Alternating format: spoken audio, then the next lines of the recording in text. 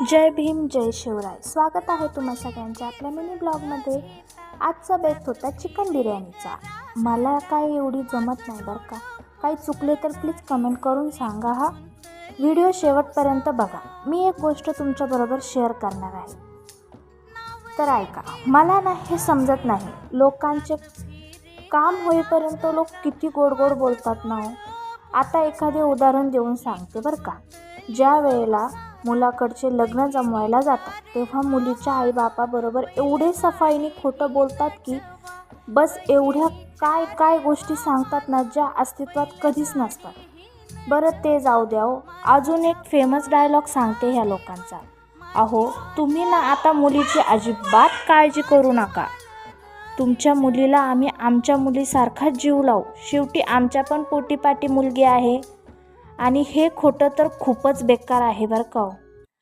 या लोकांना यांची मुलगी ही मुलगी वाटते. तिचे दुःख यांना बरोबर समजते. पण जी मुलगी आपण सून बनवून घरात आणली ना, तिला मुलीसारखं नका जीव लावू.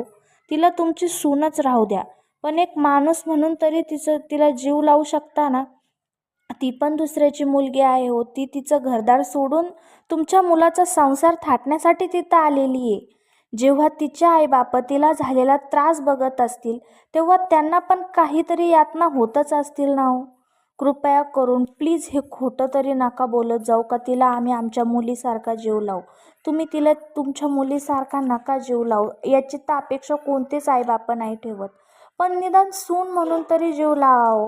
तिने तुमच्या मुलासोबत लग्न करून ती तिथे आलेली असते. तिने तुम्हाला आजी आजोबा बनवलेला असतं. तुमच्या मुलाला बाप बनण्याचं सुख दिलेलं असतं.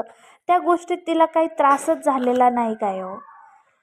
असं नसतं ना. तुम्ही प्रत्येक गोष्टीमध्ये बोलून जाता, पण काही गोष्टींचा विचार करायला पाहिजे. आता तर ना त्रास देण्याची एक नवीन सिस्टीम काढलेली. काही बोलायचं नाही, म्हणायचं नाही, कोणाला काहीच करायचं नाही, काही टॉर्चर पण करायचं नाही सुनांना. फक्त ना असे टोमणे मारत राहायचं ना, जेणेकरून तिला त्या गोष्टीचा मानसिक त्रास झाला पाहिजे आणि ती स्वतःच म्हटली पाहिजे की नको, मला हा संसारच नको. एवढं डेंजर परिस्थिती झाली आहे. So bye bye. जाताना एवढंच म्हणते की प्लीज कोणत्या हसत्या खेचत्या मुलींची आयुष्याची बरबादी करू नका.